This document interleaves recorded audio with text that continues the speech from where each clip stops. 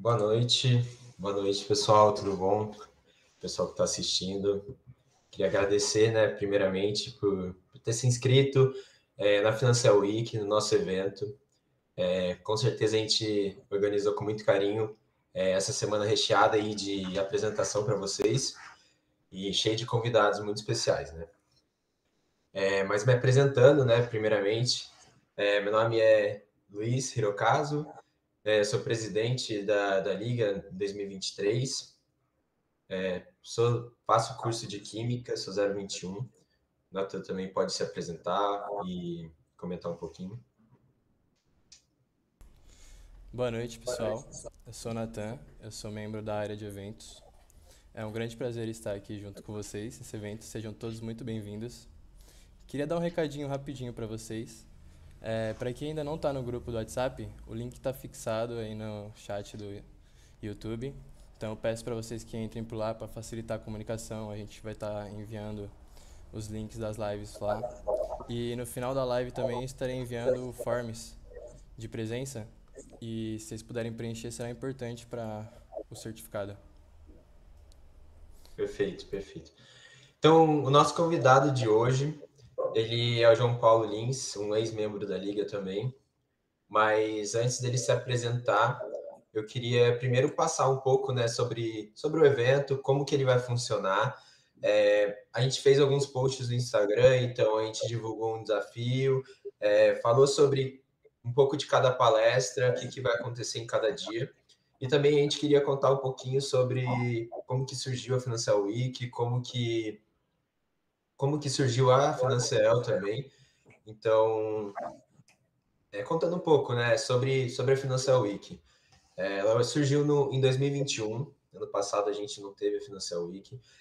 Mas esse ano a gente decidiu que a gente deveria ter um evento característico dentro da liga. E para que também o público que da faculdade, de fora, e que tivesse interesse na área de finanças, pudesse participar, ter um contato um pouco mais próximo com a gente também, o que a gente vê diariamente. Então, a Financial Week foi um evento pensado, né, há 2 anos atrás, com o intuito de realmente aproximar o mercado da EL e também, querendo ou não, era principalmente, né, com o intuito de disseminar alguns aspectos, alguns pontos dentro de finanças, dentro de mercado financeiro, que ainda muitas pessoas não têm noção e, querendo ou não, desmistificar alguns pontos, né? Durante essa semana em específico desse ano, a gente vai acabar abordando, né, a de hoje, que é fundos de fundos, Sistema Financeiro Nacional. O time de IB do Morgan Stanley também vai falar um pouco sobre como que é a carreira em Investment Banking e, além de tudo, também a gente vai ter uma palestra sobre carreiras em áreas quantitativas, né? Que dentro do mercado financeiro é uma coisa que veio à tona e, querendo ou não, acaba englobando muito a área de engenharia também. Então, hoje, no primeiro dia, a gente vai falar um pouco sobre fundos de fundos, né? O Osasco vai falar um pouco sobre isso. Mas antes disso, a gente queria contar um pouco sobre a história da Financial. A Financial ela foi fundada lá em 2015, através de um grupo de estudantes de engenharia aqui da EL, que estava interessado em seguir a carreira no mercado financeiro e precisava desse estímulo, dessa união para que conseguisse alcançar algumas posições dentro do mercado e conseguisse tornar o mercado financeiro uma opção realmente para os engenheiros aqui da EL. Então, em 2015 ele foi estruturado como um grupo de estudos e em 2020 realmente foi o presidente da época, o Gilberto, trouxe para Lorena, para a Escola de Engenharia de Lorena, como uma entidade como um todo, né? Com diversas áreas, a princípio área de marketing, eventos e capacitação, mas principalmente o ponto forte da liga sempre foi capacitação. Era uma forma da gente se capacitar realmente por estar no âmbito de engenharia, para conseguir competir com estudantes de economia e administração, né, dentro dessa área. Atualmente, a gente tem em torno de 26, 27 membros, incluímos a área de gestão de pessoas, E aqui a gente tem algumas das imagens, né, que representam alguns eventos que a gente fez, algumas apresentações, competições. Então, aqui da Investo, né, a gente em 2021 fez um desafio, né, o Financial Invest Challenge. A gente acabou chamando algumas empresas para apresentar, servir mesmo, fazer algumas capacitações para que as pessoas tivessem o conhecimento, ou pelo menos o mínimo de conhecimento, para realizar o desafio que a gente estava propondo. Aqui embaixo tem um pouco do pessoal reunido no Integra, que a gente acabou organizando, o challenge do IGC, que o pessoal acabou indo para a final, para a semifinal. E também aqui, nesse ano, a gente fez nossa primeira visita, nosso Working Day, né? Na Franklin Templeton. Então, aqui é um pouquinho da nossa história. Então, mais para frente a gente vai comentar, vai abrir o processo seletivo. Então, quem tiver interesse de se inscrever, a gente vai estar divulgando também. Então, aqui comentando um pouco mais sobre o desafio que a gente propôs para esse evento, né? Eu coloquei um pouquinho lá no Instagram, um pouquinho da descrição. A nossa diretora de capacitação externa explicou um pouco mais como que ia funcionar. Mas, basicamente, ele vai ser uma análise do cenário econômico, né? Então, o que vocês vão ter que apresentar para a gente? Vai ser uma contextualização, vocês vão fazer uma contextualização do cenário econômico global. Então, comentar alguns fatos relevantes, algumas movimentações no mercado.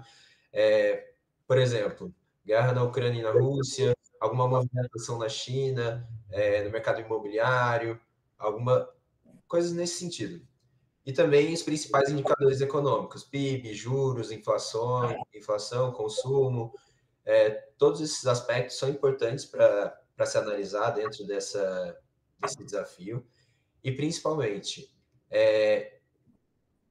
a parte de gráficos, eu acho que resume muito bem as informações, traz muito bem um compilado de informações e pode acabar ajudando vocês a desenvolver um desafio bacana e talvez até ganhar o desafio, né?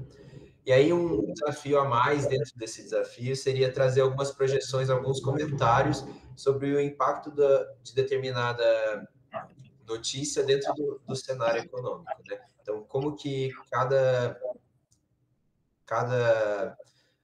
fato relevante pode impactar o mercado, né? Então, algumas instruções para vocês fazerem isso. Então, o limite vai ser, vocês vão enviar um PDF para a gente por e-mail até o dia 14, até meia-noite. E o limite de páginas vai ser 2 páginas. Então, o que vai ser avaliado? A ortografia, a organização, a coerência das informações, né, que vocês vão trazer e a entrega no prazo, né, no prazo adequado. E aí, qualquer coisa que vocês tiverem dúvida, pode entrar em contato com a gente. Tem o e-mail da Liga, tem o Instagram da Financial. A gente está disponibilizando um número de celular também pelo WhatsApp, para vocês, se tiverem alguma dúvida, quiserem algum exemplo, algum direcionamento um pouco melhor. E eu só vou pedir para que vocês enviem o arquivo com o nome de vocês. Então, coloquem o título do arquivo como o nome de vocês. Então, passando aqui um pouco sobre o cronograma da nossa semana, né, da Financial Week.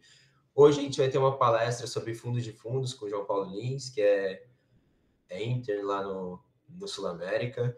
Amanhã a gente vai ter um pouco mais sobre carreira em áreas quantitativas com o Rafael Lavrado. Ele é um dos fundadores, né, do Desafio do Itaú.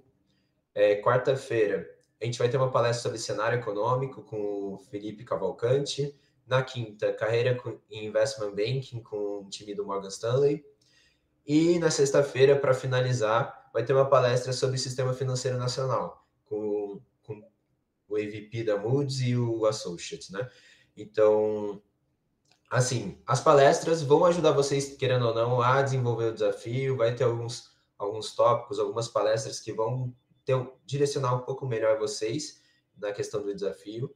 Mas eu espero que vocês aproveitem muito e vou parar de falar um pouco, né? E passar a palavra para o João, para se apresentar também e começar realmente a palestra. Boa noite, pessoal. Espero que todos estejam conseguindo me ouvir bem. Se vocês não estiverem conseguindo me ouvir, só avisar. Então, primeiramente, queria me apresentar. Eu sou o João, Trabalho na área de fundos aqui da Sul América há aproximadamente um ano. Contando um pouquinho da minha trajetória, da minha carreira, assim, sou aluno de engenharia de produção da EL, me formo agora no final do ano, em 2, 3 meses, mais ou menos. Faço engenharia de produção e há mais ou menos um ano eu entrei aqui na área de fundos da Sul América, fiz parte da Liga do Mercado Financeiro, do Financial, onde com certeza eu aprendi bastante, deu uma base bem bacana aqui para o meu estágio. Entrei na Liga, se não me engano, 2021, e aí entrei como membro de eventos, fiquei algum tempo como membro de eventos, virei diretor de eventos, fiquei um ano como diretor de eventos, e aí hoje em dia eu sou conselheiro da Liga. Então, um pouquinho sobre a minha trajetória é isso. Pode passar, por favor? Então, como a gente vai falar hoje sobre fundos de fundos, eu acho que como a gente não sabe qual é o grau de entendimento da maioria das pessoas que estão aqui assistindo a gente, então a gente vai dividir meio a meio aqui a apresentação, então eu quero que todo mundo tenha bastante noção do que é um fundo de investimento, do que um fundo de investimento faz, para que depois vocês possam entender melhor como é que funciona aqui o nosso trabalho na área de fundos, já que adiantando um pouco do que a gente vai ver na palestra, a área de fundos ela difere um pouco das outras áreas do mercado financeiro, porque geralmente quando você compra a cota de algum fundo de investimento, você tá passando o dinheiro para o gestor, para que o gestor ele compre diretamente os ativos que vão estar dentro da carteira do fundo de investimentos. Quando você aplica em um fundo de fundos, você basicamente está dando o seu dinheiro para esse gestor, não dando, né? Prestando o dinheiro para o gestor, para que nós, como gestor, possamos fazer as macro e micro alocações com esse dinheiro. Então, começando aqui do início, um fundo de investimento, a melhor forma de você entender o que é um fundo de investimento é você entendendo que ele funciona como se fosse um prédio. Então, um exemplo muito bom. Porque um prédio, imagina que o fundo em si é o prédio, cada um dos cotistas, ele é detentor de um apartamento, que a gente pode colocar como o apartamento como uma cota, e aí, basicamente, o gestor, no caso a gente, seria a pessoa que, no caso seria o administrador, seria o zelador, e a gente como gestor cuidaria para que o prédio estivesse sempre melhorando, assim, vamos colocar dessa forma. Então, um fundo de investimento, ele tem alguns agentes principais, tá? Então, o primeiro dos agentes principais, obviamente, é o custodiante. O custodiante, basicamente, ele faz o trabalho de guardar os ativos e cuidar que as liquidações financeiras ocorram. O que isso quer dizer? Nós, como gestores, definimos o que vai entrar na carteira de um fundo, a gente passa essa ordem para o nosso custodiante. O custodiante ele vai fazer com que a liquidação dessa operação ocorra, ou seja, a compra ou a venda ocorra. Então, ele vai mandar para a CETIP, caso seja uma operação CETIPAda, ou então a gente vai mandar para eles, porque, como eu disse, para que eles façam ocorrer. O distribuidor do fundo, o distribuidor nada mais é do que, por exemplo, a gente tem o fundo e a gente quer que as pessoas apliquem nesse fundo. Como é que a gente vai recolher o dinheiro das pessoas? O distribuidor, no caso pode ser o mais famoso aí que todo mundo vai conhecer, XP. XP é uma distribuidora, ela vai pegar esse dinheiro dos clientes que querem investir na gente, e eles vão fazer esse intermédio, mandando assim o dinheiro para a gente. Geralmente o distribuidor cobra um FII, então no caso da XP é um FII bem alto, eles cobram taxa de rebaixa, etc. E aí tem o que seria, no caso, a gente, cotista, que é a pessoa que está ali aplicando o dinheiro no fundo, que é, como eu disse, comprando um apartamento do fundo. Então, é o que detém a cota do fundo. E aí a gente tem o papel do gestor, que é o papel que a gente faz aqui na Sul América Investimentos, que é, como eu disse, escolher os ativos que vão entrar na carteira do fundo, escolher, ver o que a gente acha que vai ter a melhor rentabilidade, e etc. E aí, por final, a gente tem o administrador. que ele é responsável basicamente pela constituição do fundo, ele faz o cálculo do valor das cotas, ele divulga a carteira para a CVM, porque todos os fundos têm que abrir a carteira com 3 meses de defasagem para a CVM. No caso, eles veem a questão do enquadramento do fundo, para ver se o fundo não está infringindo alguma norma que está no regulamento dele. No caso de você infringir uma norma do fundo, o que ocorre é o que a gente chama de desenquadramento. Quando ocorre um desenquadramento, no caso de ser um desenquadramento passivo é quando a gente, como gestor, não teve culpa. Então, imagina que dia 31, isso ocorreu aqui uma vez, dia 31 de dezembro, liquidou um resgate que a gente tinha feito há 60 dias atrás, só que dia 31 de dezembro, nenhuma gestora estava recebendo dinheiro, porque foi dia 31 de dezembro. Então, a gente não tinha como aplicar esse dinheiro, e pelo fundo ser um FIC, que é um fundo de investimento em cotas, e 95% de todo o patrimônio do fundo tem que estar investido, a gente acabou desenquadrando o fundo, isso é um desenquadramento passivo. Agora, supondo que a gente comprou um ativo que a gente não poderia comprar, isso é um desenquadramento ativo. Então, isso daí gera punições para o fundo. No caso de um desenquadramento passivo, você pode desenquadrar até 3 vezes por ano. Pode passar, por favor. Agora que eu falei um pouquinho sobre como funciona o fundo, eu vou falar para vocês um pouquinho sobre os tipos de movimentação do fundo. É algo bem simples, mas pode ocorrer assim um pouco de confusão, porque vamos começar pela aplicação inicial. Então, imagina que você quer investir em um fundo, só que esse fundo ele tem uma aplicação inicial. A aplicação inicial é o valor mínimo que você tem que colocar na sua primeira aplicação. Isso daí vai variar de acordo com o fundo, de acordo com a estratégia do fundo e etc. Em média, aqui no Brasil, eu acho que a maioria dos fundos é R$500, R$1.000, isso quando a gente fala de fundos abertos. Fundos para investidores qualificados, que são fundos para pessoas que têm que ter certificação, têm mais de R$1 milhão, ou são clientes institucionais. Esses fundos geralmente tendem a ter uma taxa de entrada ou uma aplicação inicial um pouco maior, podendo chegar a R$1 milhão. A gente aqui investe em um fundo de uma gestora que chama Graham, que é uma gestora, eu ia falar Londrina, de certa forma, que o investimento mínimo deles, no caso, é $150 milhões. Então, você pode ver que isso daí já é uma barreira. Então, é basicamente isso, a aplicação inicial. Depois a gente tem a movimentação mínima. Movimentação mínima é o valor mínimo que você consegue resgatar ou aplicar de um fundo. Por que isso? Porque senão, cara, eu já vi aqui, sem sacanagem, eu já vi gente aplicar em fundo de previdência aqui e movimentar tipo R$15. Só que pra gente, movimentar R$15 e movimentar R$15 milhões é o mesmo trabalho. Então, a galera coloca a movimentação mínima para precaver de você ter esses trabalhos necessários. A gente tem um saldo mínimo de permanência, que é o mínimo que você tem que ter na conta do fundo para que você consiga manter a posição. Então, a gente tem fundo que o mínimo é 50 mil, por exemplo, e aí, caso você queira resgatar R$1.000 para uma movimentação mínima, se você ficar com 49, você não pode ficar com 49 mil. Sua única solução é fazer o resgate total, liquidar a sua posição no fundo. E, por fim, a gente tem o resgate por financeiro / cotas. Resgate por financeiro, como eu disse, imagina que você tem R$200 mil no fundo e você quer sacar R$50 mil do fundo. Você pode, desde que você não infrinja o que eu disse, né, que é a movimentação mínima ou o saldo mínimo, você pode sacar quanto você quiser. E aí você tem 2 formas de fazer o saque desse dinheiro.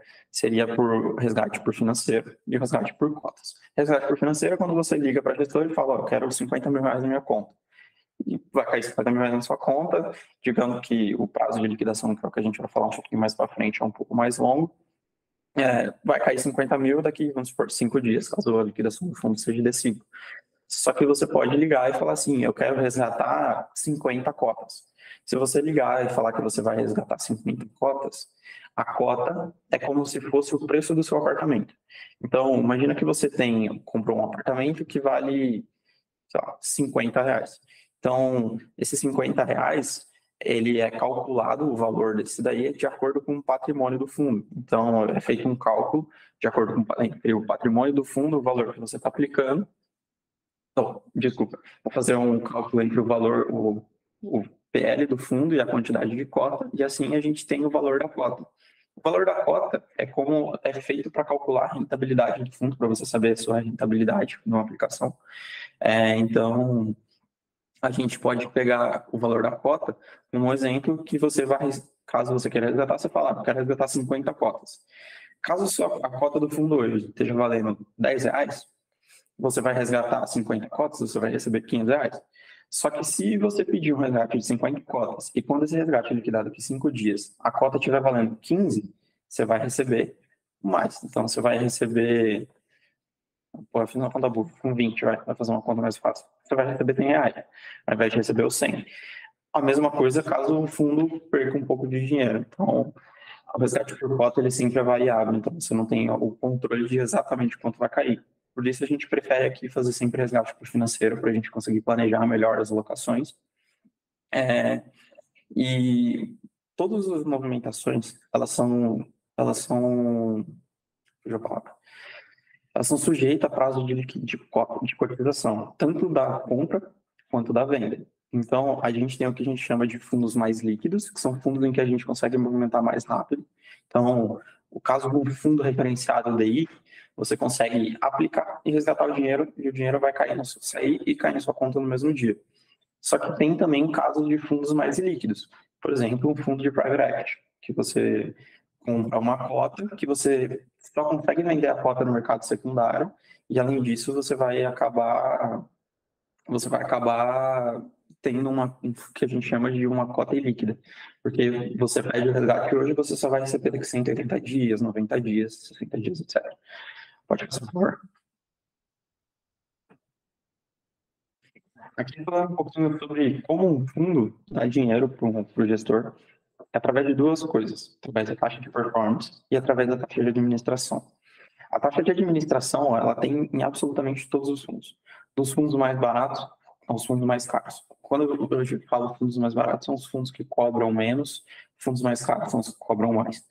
Então, um fundo muito barato, ele vai cobrar, por exemplo, 0,3, 0,4 de taxa de administração, e basicamente a taxa de administração ela incide sobre o patrimônio do patrimônio do fundo, patrimônio do investidor, e a cobrança ela não é feita de uma vez numa porrada, mas ela é feita gradualmente e proporcionalmente.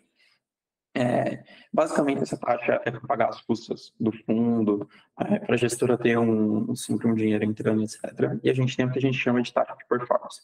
A taxa de performance é basicamente cobrada sobre o valor que o fundo dá para você de rentabilidade. Então, pensando em um fundo de ações médio, ele geralmente é um fundo 5 com 20, 5 com 20, 3 com 20, 2 com 20.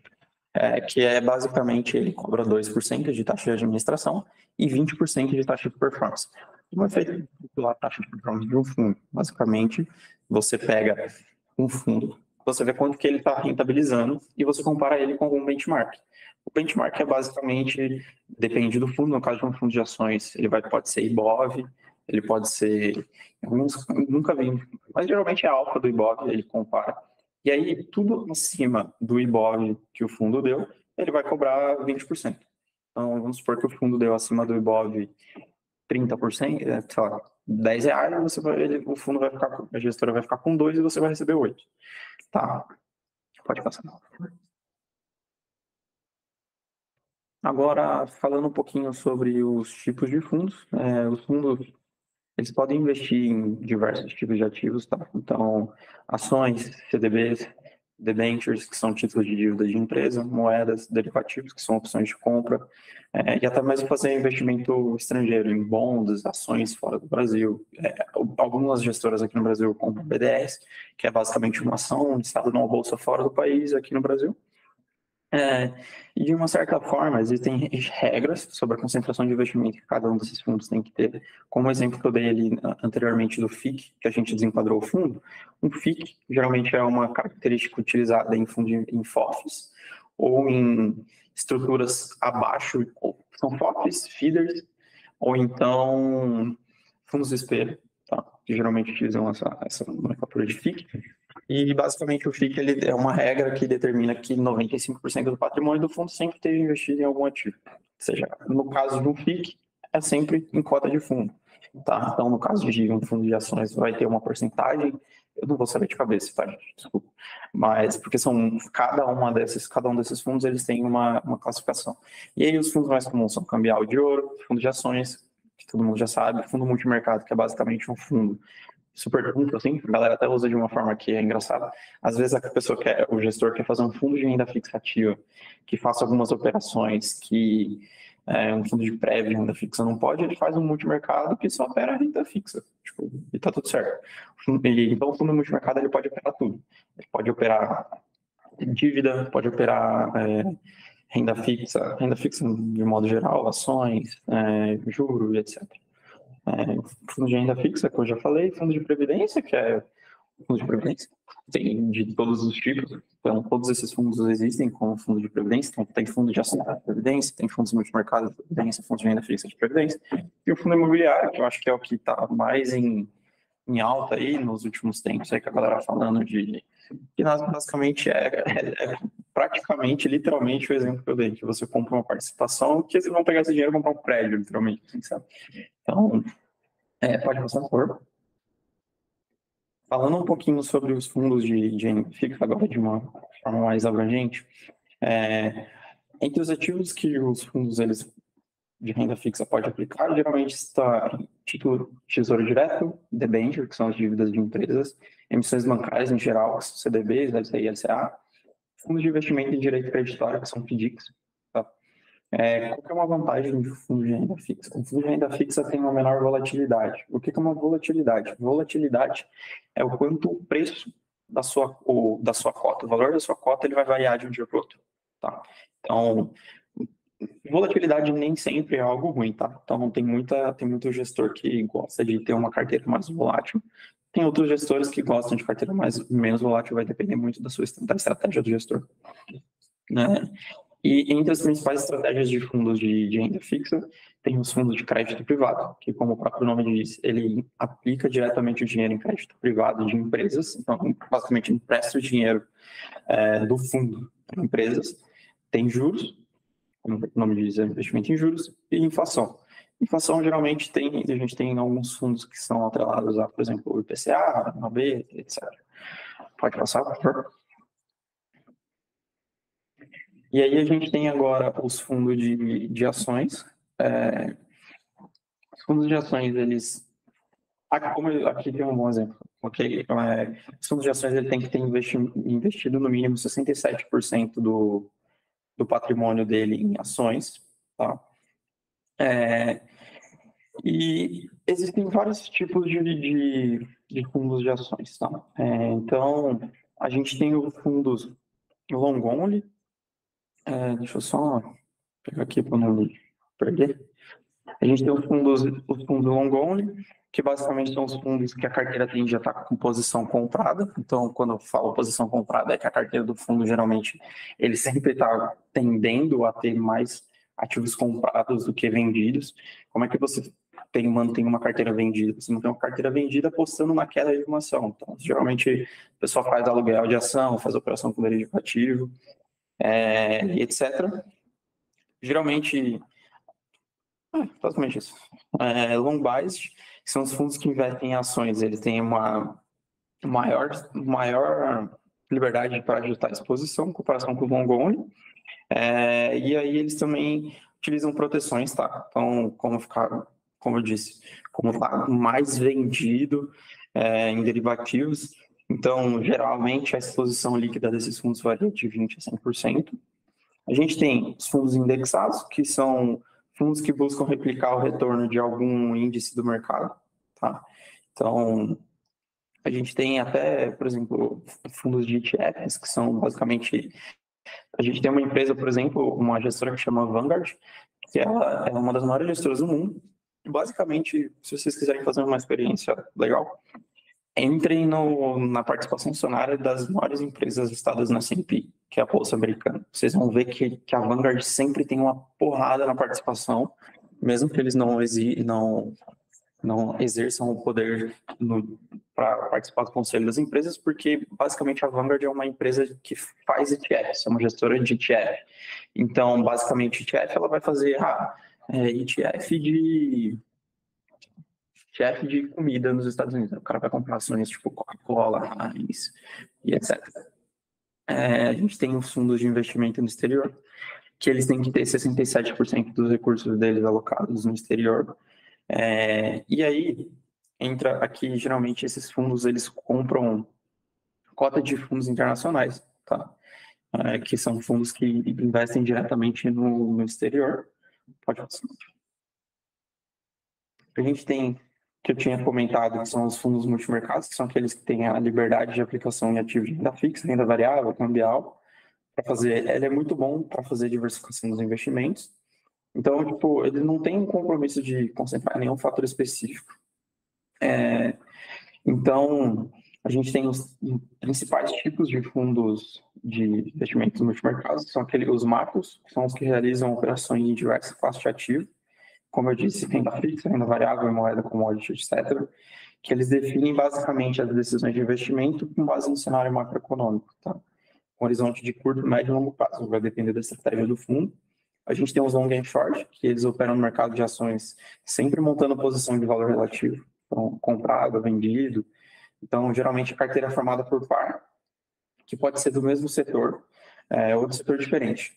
No caso, fazer um hedge, por exemplo. Ele também pode ter posições individuais de Bovespa ou uma cesta de diversas ações, caso ele queira investir em um segmento específico. Então, a gente tem também os multimercados de investimentos no exterior.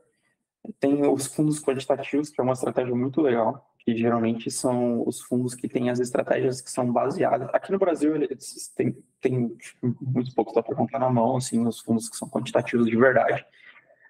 O fundo quantitativo, basicamente, ele é um fundo que baseia toda a sua gestão, toda a sua estratégia de investimento em algoritmos.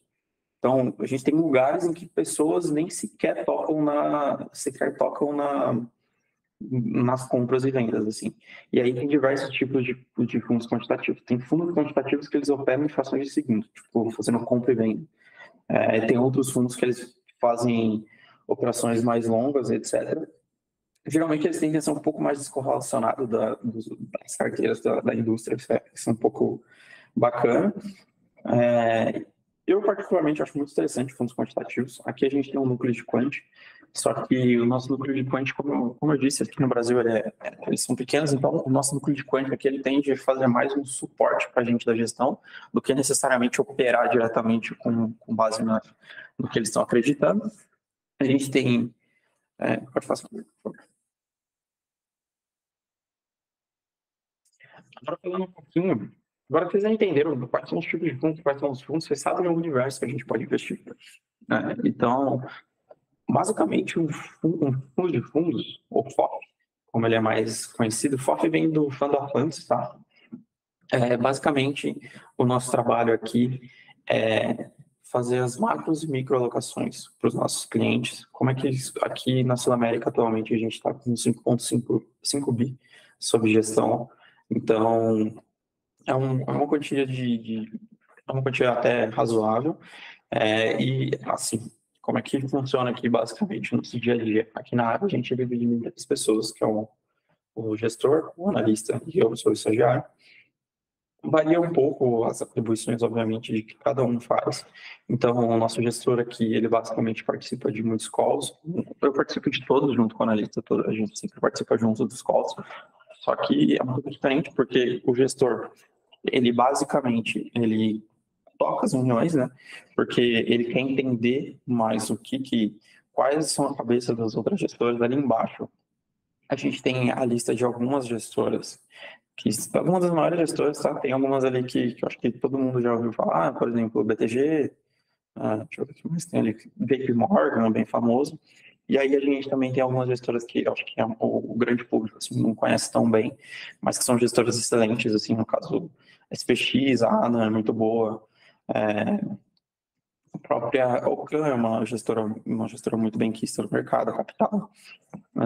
Então, basicamente, o nosso trabalho é fazer reuniões com todas essas gestoras e entender a cabeça dos gestores, entender quais são as visões deles, entender quais são as posições dos fundos deles, para assim a gente ver aqui dentro da área internamente qual é o cenário macro que a gente está vendo por momento. Então, por exemplo, na virada do ano, a gente chegou à conclusão de que sair de crédito privado, diminuir um pouquinho das nossas exposições a crédito privado seria uma boa, porque os preços estavam vindo, etc.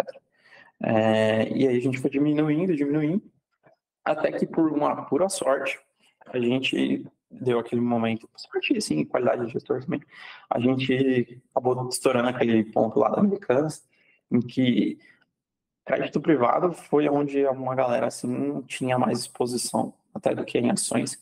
A gestora que está ali embaixo, a Bovary, foi uma das gestoras que mais sofreu com a Americanas na questão de crédito privado. Eles perderam, tipo, do dia para noite, assim, a posição deles praticamente começou a fazer nada.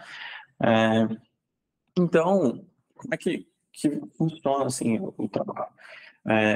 A gente tem aqui alguns tipos de clientes. Clientes institucionais, que são empresas que chegam para a gente e falam, ó, eu quero que vocês façam a gestão, tipo, invistam o capital da empresa. A gente tem os clientes do private, que são clientes, pessoas físicas que têm uma certa quantia de dinheiro. A gente faz um pouco do wealth aqui da Sul América, que é basicamente gestão de fortunas. E a gente tem alguns fundos que são abertos para qualquer pessoa investir. E por final, a gente tem também os fundos de prévio. Então, cada um desses fundos, eles tem uma característica, tá? Então, basicamente, a gente pensa de acordo com a cabeça do cliente. Alguns dos nossos clientes, eles tendem a aceitar mais risco, a querer tomar mais risco. Então, a gente faz as alocações de acordo com o apetite de risco dos clientes. Hoje em dia, a gente tende a fazer investimentos de muito menos risco por causa da alta taxa de juros aqui no Brasil. Então, no caso dos clientes institucionais, que são os clientes que têm a maior parte do dinheiro aqui com a gente, eles simplesmente chegam para a gente, eles têm uma meta atuarial para bater, eles conseguem bater a meta atuarial praticamente com dinheiro incompromissado. Então, não faz muito sentido para eles tomarem risco, por exemplo, com um fundo de crédito privado, fundo de ações, no multimercado, que seja. Então, mantendo o dinheiro num fundo referenciado daí, ele consegue bater a meta atuarial. Então, para ele, esse é um exemplo. Esse é um exemplo de que sim, o mercado ele é um pouco cíclico, que o nosso trabalho aqui acaba sendo um pouco de fazer um pouco o que os nossos clientes estão pensando, para que a gente consiga gerar sempre o retorno que os nossos clientes estão esperando. Então, pode passar, por favor. Entendendo aqui acabei não falando de como funciona o dia a dia. Então, o gestor ele acaba fazendo as decisões sempre pautada na nossa equipe de economia, que a gente tem uma equipe de economia que é muito voltada para o sell side. Então, todas as manhãs a gente tem uma reunião de 1 hora, 1 hora e meia, que são discutidos alguns pontos aqui as principais notícias. Os nossos gestores eles discutem sobre o que eles estão esperando por dia, o que eles estão esperando por mês, etc.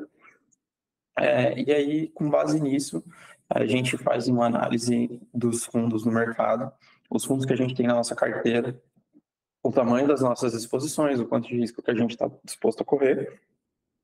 O gestor ele acaba passando as operações do dia, que são as movimentações de aplicação, resgate dos fundos. Ele passa para mim, que sou estagiário, e aí eu operacionalizo todas essas movimentações. Então, eu mando essas movimentações para a nossa equipe aqui do back-office. O back-office, basicamente, é uma área de suporte para a gente da gestão, em que eles, junto com o administrador, fazem com que todas as nossas, com o estudante, perdão, fazem com que todas as nossas operações liquidem. Além disso, eu como estagiário dou todo o suporte para o analista também, então basicamente eu mantenho contato com as gestoras para que eu acompanhe as posições das gestoras para eu passar para o nosso gestor, para o analista. Quando a gente quer investir em algum fundo novo, a parte de análise de enquadramento para saber se a gente pode investir nele, se o fundo ele é um fundo de qualidade, se vale a pena para a gente. Uma coisa que é interessante de dizer aqui também é que a gente, como uma área de fund of funds, a gente acaba escolhendo gestores. A gente não escolhe ativos. Isso é muito importante. Por a gente escolher gestores, a gente tem que fazer uma parte de monitorar o mercado de uma maneira muito boa. porque às vezes você investe numa gestora que ela geralmente tem uma performance muito boa e ela pode ser uma gestora de basicamente one man show, que a gente costuma falar aqui, que é um gestor com uma equipe muito pequena de 20 pessoas que toca um fundo de bilhão de reais, entendeu? E aí acontece uma cisão e esse gestor sai.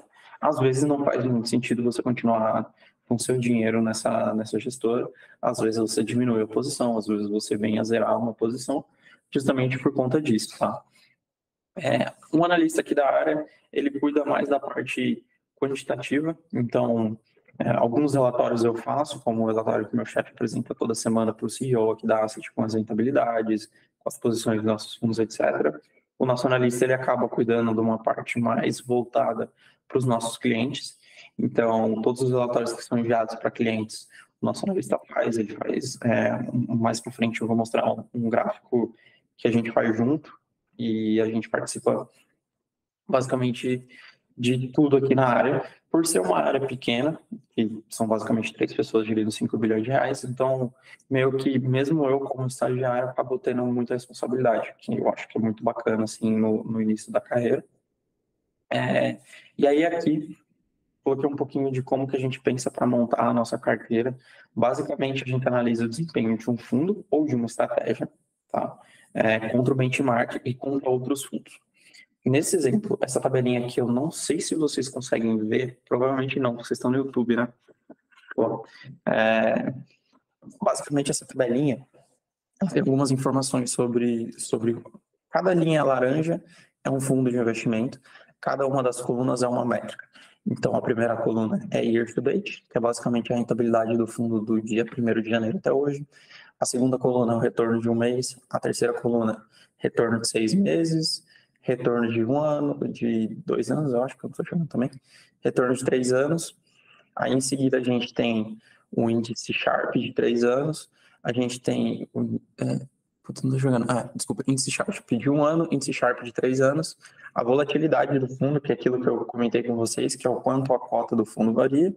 A gente tem também o máximo, o drawdown, que basicamente o drawdown é uma métrica que a gente utiliza para a gente ver quando o fundo teve, por exemplo, a maior perda dele, e essa maior perda, quantos dias ele demorou para se recuperar dessa maior perda. Então, ali se a gente vê, por exemplo, o fundo em azul, ele teve 12% de máximo drawdown ou melhor, 21% de máximo drawdown em 6 meses, e ele demorou 100 e poucos dias para se recuperar. Pode passar, por favor?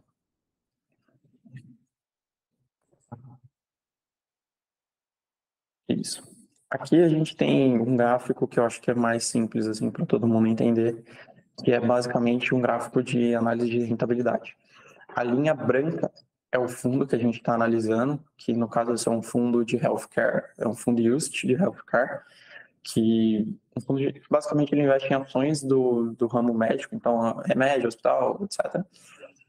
Aqui a gente pode ver que a linha amarela, que é o benchmark desse fundo, que é o MSCI, que é um índice que pega um basket de ações, o fundo, ele sempre, o que a gente tenta ver é um fundo que consistentemente bate o benchmark. Ali embaixo, vocês conseguem ver que é a performance comutativa contra o benchmark, que basicamente é um acumulado de quanto o fundo está indo melhor do que o benchmark. Então, vocês podem ver que no começo do fundo ali, de 2013 a 2016, o fundo sofreu um pouquinho, mas que a partir daí ele começou a ir bem. Essa janela cumulativa a gente consegue alterar, tá? No caso desse fundo aí, eu coloquei 10 anos para pegar um espaço e mostrar um maior, mas se você colocar 3 meses, 6 meses, etc., você vai ver que dá na mesma, que não dá na mesma, aliás, que vai dar uma diferença. Às vezes você pode ver ali essa parte que está toda verdinha, você está falando assim, putz, o fundo está outperformando perfeito. Só que na hora que você muda o espaço amostral, você vai ver que o fundo, nesse meio aí, ele tomou uma porrada. Então, por exemplo, ali em 2022, não sei, Rio, você consegue passar o mouse ali, junho de 22, setembro de 22? Lá embaixo, isso. Se vocês verem aí, Se eu tivesse colocado, por exemplo, como espaço amostral entre março a setembro de 22, provavelmente ele teria ido muito pior do que o benchmark. Entendeu? Só que como no acumulado ele estava indo melhor, acabou que ficou tudo bem. Assim. Então, pode passar. Aqui a gente tem isso daí de um dos relatórios que as gestoras disponibilizam para a gente. No caso desse fundo aí, é um fundo de ações da Constellation. Aí é um exemplo que eles geralmente acabam mandando para a gente. Ele está mandando ali, ó, a gente tem um gráfico que tem basicamente a performance do fundo, da Constellation. A gente tem o Ibovespa em vermelho, a performance do fundo em azul. Só que vocês podem ver que eles utilizam o espaço amostral que eles querem, assim, sabe? Então, a gente tem diversas plataformas aqui para a gente conseguir ver e selecionar o melhor. Aí, ali do lado, eles têm a exposição deles para o setor. Então, eles colocam ali financeiro, consumo, discricionários, serviço, petróleo e gás. Isso é importante para a gente, porque imagina que a gente aqui, junto com a nossa equipe macroeconômica, a gente tem uma visão de que o setor de serviços vai mal. Então, não tem muito sentido porque a gente ficar investido em um fundo que acredita que o setor de serviços vai bem. Então, a gente mantém esse controle da exposição que os nossos fundos têm, até por uma questão de segurança para os nossos clientes. Lá em cima, a gente tem a análise de performance, tem a volatilidade e etc. Tá? Pode passar, por favor. Aí, esse é um gráfico de volatilidade, tá? Literalmente. Então, a gente pode ver que os picos de volatilidade são os dias em que tiveram maior variação no valor da cota.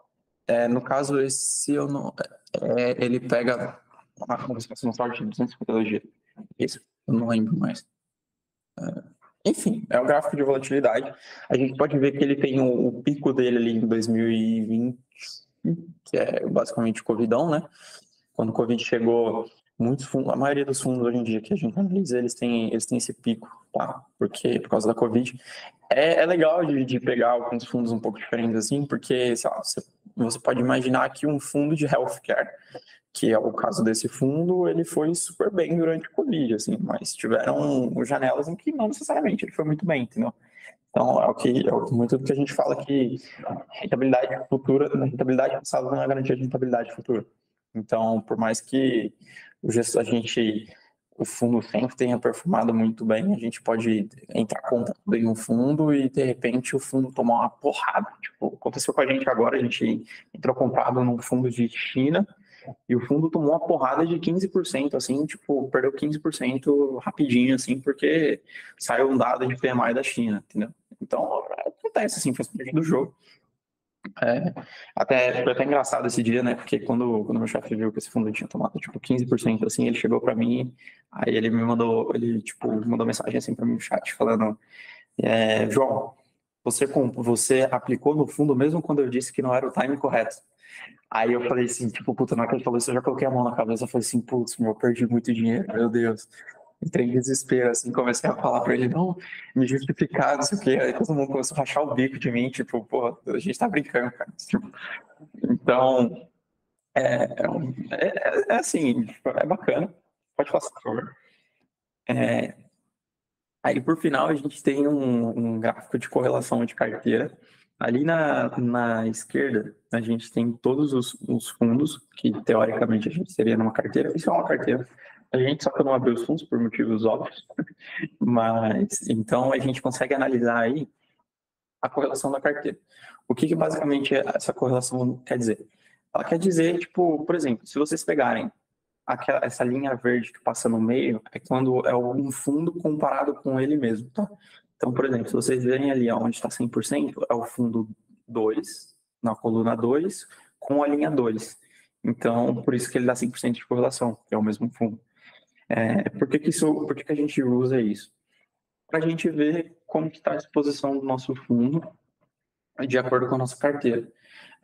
Porque tem cliente que não gosta de ter uma carteira muito correlada, porque ele acha que não é muito bom. Ao mesmo tempo, tem clientes que gostam de ter. Então, isso é importante a gente também ter uma noção de como que está a situação da nossa carteira, mesmo a gente mantendo aquele controle que eu disse para vocês. A gente sabe o que a maioria dos nossos gestores tem na carteira. A maioria não, a gente sabe que todos os nossos gestores têm na carteira. uns com uma defasagem um pouco maior, outros com uma defasagem um pouco maior, porque tem gestoras, por exemplo, a SPX, ela não abre de jeito nenhum a carteira dela, ela só abre a carteira com defasagem de 3 meses, por exemplo, mas tem outras gestoras que eu sei que se eu pegar o telefone agora e ligar para a pessoa X, fala assim, eu preciso da carteira do fundo de vocês de ontem, ele vai me mandar a carteira numa boa, porque é política deles. No geral, algumas gestoras não gostam de abrir a carteira porque tem gestores que fazem, tipo, posições contrárias de pirraça para dar uma porrada no fundo ali. Isso acontece aqui no mercado. Então, e no geral, tanto que essa regra de que todos os fundos têm que abrir a carteira com 3 meses de defasagem, ela no futuro vai mudar, vai passar a ser 6 meses, no caso de fundos de ações, porque no geral, se a gente for pensar, esses fundos eles são muito grandes. Não todos, assim, mas imagina que você tem um fundo de 1 bi, 2 bi. Cara, você não tem uma quantidade muito grande de crédito privado para comprar, você não tem uma quantidade muito grande de ações para comprar, tipo, com qualidade, entendeu? Então, basicamente, a carteira desses fundos tende a não mudar muito durante 3 meses. A menos que ocorra o que a gente chama de fato relevante, e etc. Então, a gente tende a investir, por exemplo, em fundos dedicados a clientes institucionais. Ou por quê? Porque fundos dedicados a clientes institucionais, eles têm menor taxa de administração, taxa de resguardo, taxa de administração e de... Nossa, fugiu. Taxa de administração e performance. Então, para a gente funciona muito bem, funciona mais assim, porque vocês têm que entender que um fundo de fundos, basicamente, a gente vai cobrar a taxa de administração e performance também. Então, é como se cobrassem 2 vezes. Aí você vai falar para mim, pô, mas por que eu vou colocar meu dinheiro no fundo de fundos para vocês cobrarem taxa de administração e performance, entre aspas, 2 vezes? Porque a gente vai cobrar e as gestores que a gente aplica vão cobrar. Por que você vai fazer isso? Porque, basicamente, se a gente for pensar, a gente tem fundo aqui de 1 bilhão e 200 milhões de reais. Então, imagina que você é uma empresa que tem 1 bilhão e 200 milhões de reais, tipo, você vai colocar quem para administrar esse dinheiro? Você vai colocar o diretor financeiro? O diretor financeiro, não necessariamente, ele entende de investimento, não necessariamente ele acompanha o mercado, não necessariamente ele tem uma Bloomberg na mesa dele. Então, é melhor você pagar um FII para alguém e deixar a gente fazer a gestão profissional, né? Então, essas são as vantagens de você investir num fundo de fundos. Também, óbvio, vão ter alguns casos que vão ter desvantagens. A gente tem cliente aqui com fundo, cliente private com fundo de 400 milhões de reais. Então, tipo, pô, o cara tem 400 milhões de reais, não necessariamente o cara quer ficar ali escolhendo gestor por gestor. Ah, não, quero investir um pouquinho, quero investir 50 milhões na Arx, quero investir 50 milhões na SPX, 50 milhões na Legacy. Cara, entrega os 400 milhões de reais pra gente e a gente vai fazer o melhor que a gente pode fazer, obviamente, porque a gente é profissional, entendeu? Então, o gestor profissional sempre vai se destacar de um investidor que acompanha o mercado e não consiga. Vocês têm noção que a Sul América está sendo adquirida, a seguradora ela tenta fazer a gestão do caixa deles e acontece alguns problemas por causa de inúmeros fatores. Então, sempre compensa para o gestor deixar o dinheiro com a gente. Acho que isso é um pouquinho assim, um apanhadão geral aqui de fundo de fundos. Então, é isso, gente. Eu acho que fica legal de abrir para dúvidas agora. Exato, exato. Queria primeiro agradecer, né, a presença, sua presença aqui no evento, que com certeza não tinha como outra pessoa representar melhor a abertura do que você, um ex-membro da Liga, que já está se estruturando dentro do mercado, né? E fazer uma apresentação, né, querendo ou não, um grande compilado de FOF e de como que realmente você faz as coisas que você faz dentro do dia a dia, né? Então, acho que o Natan vai ler algumas perguntinhas que a gente recebeu ao longo da palestra, né, da apresentação. Se não me engano, são 2. E depois eu dou os recadinhos finais.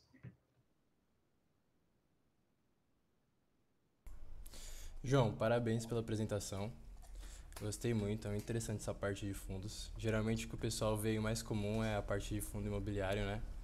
E você falando deu pra ver que é muito mais amplo, assim.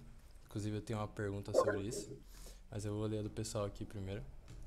O Bruno, ele quer saber Para você falar um pouco de como é dividida a área dentro da Sul América, no que se refere à gestão de fundos. São muitos times para cada tipo ou as equipes se misturam? Sim, as duas, assim, a gente aqui na Sul América, a gente é dividido em dois CNPJs, na verdade, a Saga e a Sami, em que a Saga, ela faz a administração dos fundos e a Sami faz a gestão. Do pessoal que trabalha aqui na Sami, a gente é dividido entre fundos de crédito, a área de crédito privado, a área de crédito no geral, área de crédito, área de ações, área de renda fixa, área de multimercado, área de quant e área de fund of funds. Então, a equipe de crédito privado, essas áreas, todas as áreas se conversam. Então, a gente, por exemplo, de fund of funds, a gente tem algum fundo, caso a gente queira adicionar algum crédito privado diretamente na carteira, que no caso de um fundo multimercado a gente pode fazer isso.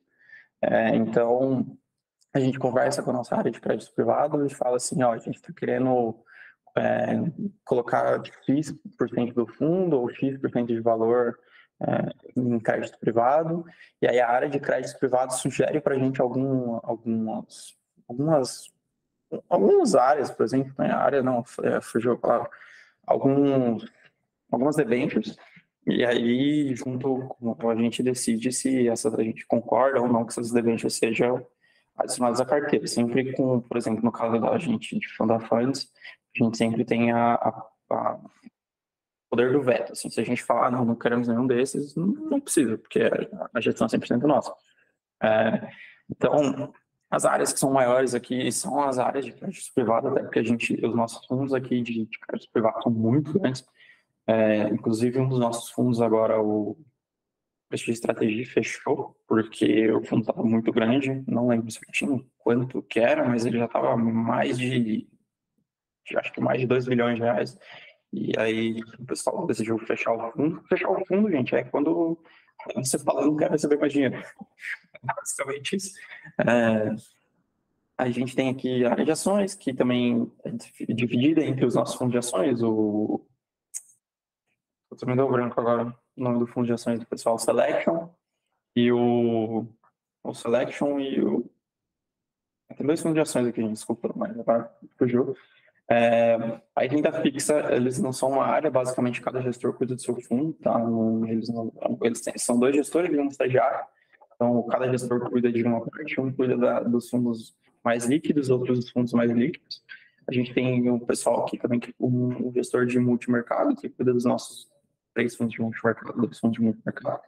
Então, a Sul América, ela é uma asset grande, tipo, a gente tem, acho que a Asset está com 55 bi sob gestão e tem, acho que mais ou menos umas 40 pessoas, 50 pessoas que trabalham aqui. Isso eu não considero uma asset grande, tá? Tipo, tem muita asset por aí que tem 12 pessoas, tem 15 pessoas, 20 pessoas. Então, acho que espero ter respondido a pergunta.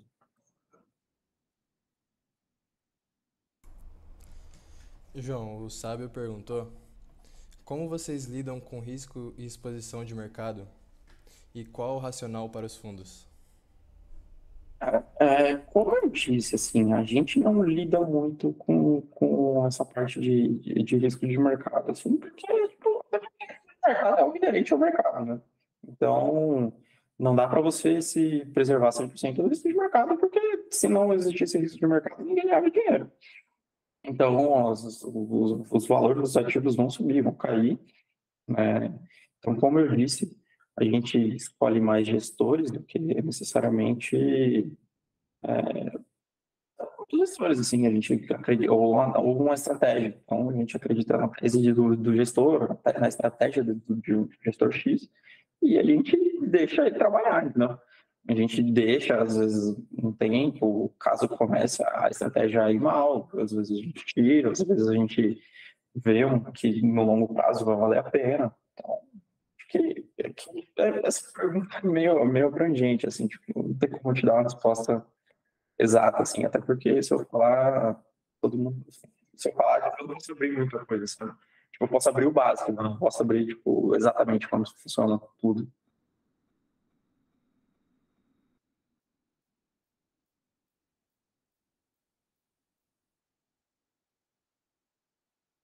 Mais alguma pergunta aí?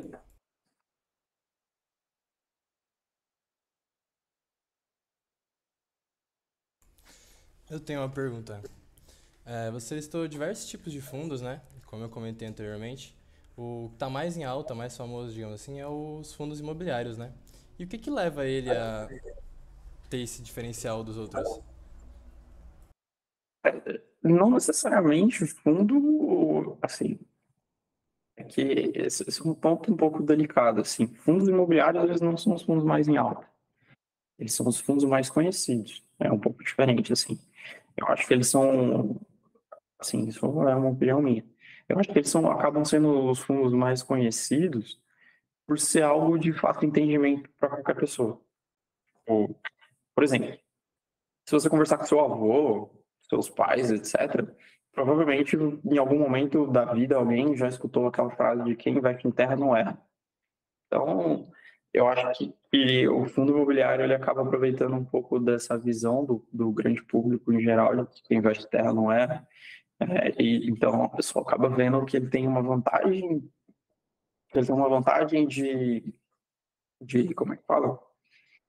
Tem a vantagem de estar investindo em terra, que as pessoas acreditam ser um investimento mais seguro, ao mesmo tempo que ele está ali todo mês pagando um dividendinho para a galera, entendeu? Então, eu acho que esses são dois atrativos, assim, por exemplo, você não vai ver uma galera que não entende muito de investimento, não conhece um pouco melhor esse universo de fundos, colocando dinheiro no fundo, sei lá, você chegar para uma pessoa na rua e falar assim, você sabe o que é um fundo? A pessoa vai falar provavelmente num fundo imobiliário.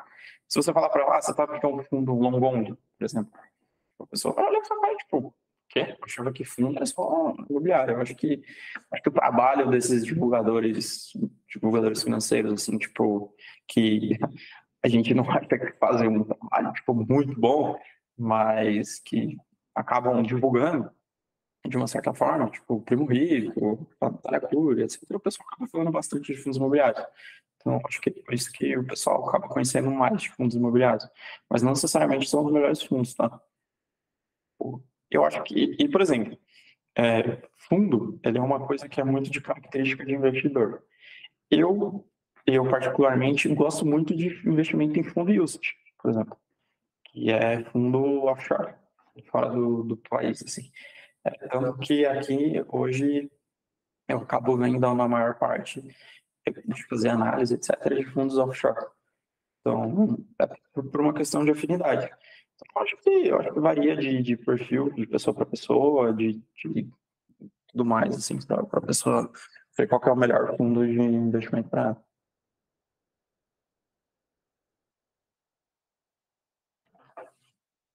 Certo, muito obrigado. Viu?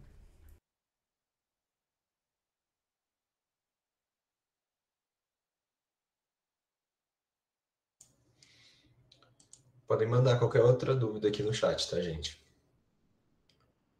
Caso não tenha outras dúvidas,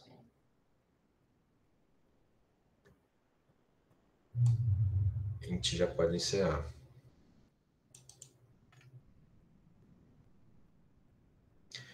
Eu acredito que não vai mais ter dúvidas.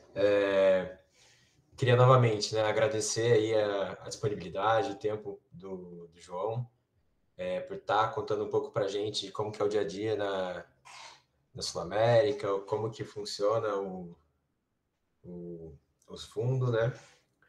E lembrar vocês também que de entrar no grupo do WhatsApp, que a gente deixa disponível aqui, e amanhã a gente vai divulgar para vocês o link da transmissão de amanhã, né? Amanhã a gente vai ter uma palestra sobre carreira em áreas quantitativas, né? E também reforçar que cada palestra a gente vai liberar um forms de presença. Então, ao final de todo o evento, né, a Financial Week, vocês, quem tiver com mais de 70% de presença, vai ganhar um certificado, né? Então, é importante aí vocês preencherem esse forms. Se vocês tiverem mais alguma coisa para falar também, podem ficar à vontade. Eu me mutei aqui. Eu vou agradecer, pessoal, pela presença, por prestigiar a liga, que, assim, Eu sou só uma das pessoas que passou na liga. Tem muita gente que passou na liga que hoje está no mercado, muita gente melhor que eu, inclusive. É, eu acho importante o trabalho que a gente fez e que o pessoal aí tá fazendo hoje em dia para mostrar para todo mundo que o mercado financeiro, assim, para a gente que está em Lorena, às vezes acaba parecendo um pouco inacessível, mas na verdade, tipo, é algo que está ao nosso alcance. A gente faz uma faculdade de ponta, a gente não é. A gente é tanto quanto qualquer galera que estuda aqui no INSPER, que a 15 metros da Faria Lima. Então, queria agradecer aí pelo trabalho do Natan, pelo trabalho do Luiz e de todo mundo que está na Liga hoje em dia. Queria agradecer a vocês aí que estão aqui participando, prestigiando esse trabalho do pessoal, porque eu já tive no lugar deles dois, eu sei o quanto é importante que as pessoas participem, para que a gente sinta que o nosso trabalho não está sendo em vão. E me coloco à disposição caso qualquer pessoa precise de alguma coisa ou queira tirar alguma dúvida. Na liga a gente sempre gostou de se ajudar, então isso não muda depois que a gente sai da liga. Então, acho que basicamente é isso aí, pessoal. Obrigado por ter escutado um pouquinho do que eu tinha para falar.